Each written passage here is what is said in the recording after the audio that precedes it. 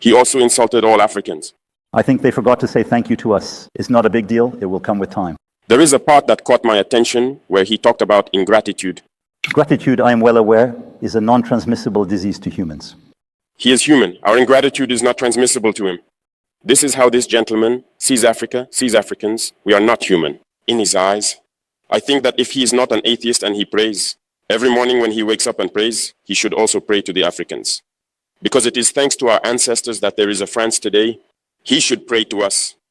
When France left Mali after its independence in 1960, it didn't exactly go quietly. France had controlled Mali as part of French West Africa, and when Mali pushed for independence, France agreed, but it kept a tight grip in other ways. Economically, Mali was still tied to the French franc through the CFA franc system, which gave France influence over Mali's currency and financial decisions. And politically, France tried to keep influence by supporting leaders or movements that aligned with French interests. Also, when Mali started leaning towards socialism under President Modibo Keïta, France wasn't happy. Relations got tense, and that led to some aid and cooperation being cut off. Mali really tried to go its own way after independence, but France's presence lingered in business, military, and politics. I think they forgot to say thank you to us. It's not a big deal. It will come with time. In those early years, when Mali declared independence in 1960, France didn't just step back peacefully. They were upset about losing control, especially since Modibo Keïta wanted real independence, not just in name, but in economics and governance, too. So France pulled out harshly. They withdrew financial support, cut ties with technicians and advisors, and in many cases, literally dismantled infrastructure they had built, like pulling out rail equipment, shutting down administrative systems, and leaving key services to collapse. It was a way to punish Mali for choosing a path France didn't approve of, and to send a message to other colonies. This is what happens if you break away completely. I think they forgot to say thank you to us. It's not a big deal. It will come with time. And that fear absolutely rippled across the continent. Many French-speaking African countries saw Mali's struggle and decided to maintain tighter ties with France to avoid that kind of chaos. It's a stark example of how colonial powers tried to keep influence even after formal independence. Guinea's break from France in 1958 is one of the clearest, most brutal examples of colonial retaliation. When Ahmed Sékou Touré and the people of Guinea voted no in the French referendum, choosing full independence instead of staying tied to France's new community system, France was furious. Charles de Gaulle reportedly took it very personally. In response, the French didn't just leave. They ripped out phone lines, destroyed blueprints, burned documents, removed light bulbs, sabotaged sewage systems, even took office supplies and furniture. French officials left buildings in shambles, and many skilled workers, teachers, doctors, engineers, left with them. It was like they wanted to wipe the slate clean and make Guinea pay for its defiance. Touré said something powerful. We prefer poverty and liberty to riches and slavery. That bold stance made Guinea a symbol of resistance, but it also left the country incredibly vulnerable. I think they forgot to say thank you to us. It's not a big deal. It will come with time. Guinea had to rebuild from almost nothing, and it showed the rest of French West Africa just how high the cost of independence could be. France's message was clear. You can leave, but you'll suffer. I think they forgot to say thank you to us. It's not a big deal. It will come with time.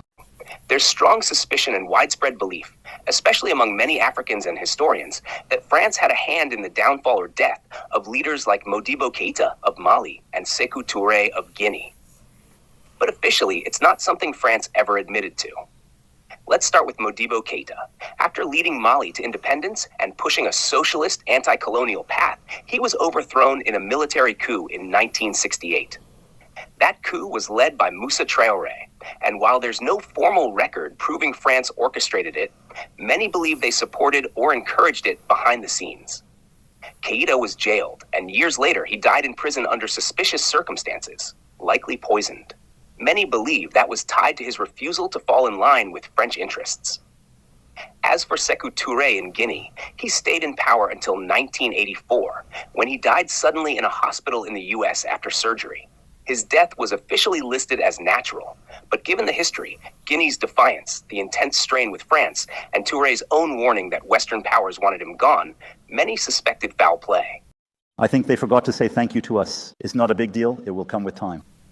Just days after his death, a military coup took place in Guinea. Both leaders challenged French dominance in bold, unapologetic ways, and both paid a heavy price. Whether it was direct assassination or covert destabilization, the effect was the same.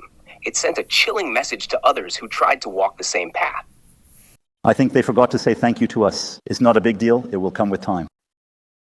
Once you start digging into how France and other colonial powers reacted to independence movements, you see how deep and long-lasting their influence really was. Even after leaving, they found ways to control economies, back coups, or push policies that kept former colonies dependent. And what's even more powerful is how leaders like Keïta and Touré tried to break that cycle, not just with words, but with action. They wanted real sovereignty, not a rebranded version of colonialism. That made them dangerous in the eyes of those who benefited from the old system. You can't understand today's struggles in places like Mali, Guinea, or even Burkina Faso without looking at how colonial systems were built to extract, divide, and control. And even now, some of those systems are still in place, just dressed differently. Take the CFA franc, for example. Many West African nations still use it, and though it's been slightly reformed, it ties their economies to France in ways that limit growth and independence. Or the military ties. France has had troops in the Sahel for years under the banner of fighting terrorism, but many locals feel it's just another form of control. That's why you see some modern leaders, like in Mali's recent military governments, pushing hard to cut ties with France and look elsewhere, like to Russia or China. It's part of that same resistance spirit Keïta and Touré had. Looking at all those layers, economic, political, social, and cultural, gives you the full picture. It shows how colonialism didn't just end with a flag coming down. It left behind systems designed to benefit the colonizers, even after independence. And it also helps explain why the fight for true sovereignty is still ongoing. The cultural side is just as deep too, how language, education, religion, and even identity were shaped by colonial rule. So reclaiming that, whether through local languages, traditions, or rewriting history, becomes a form of resistance too.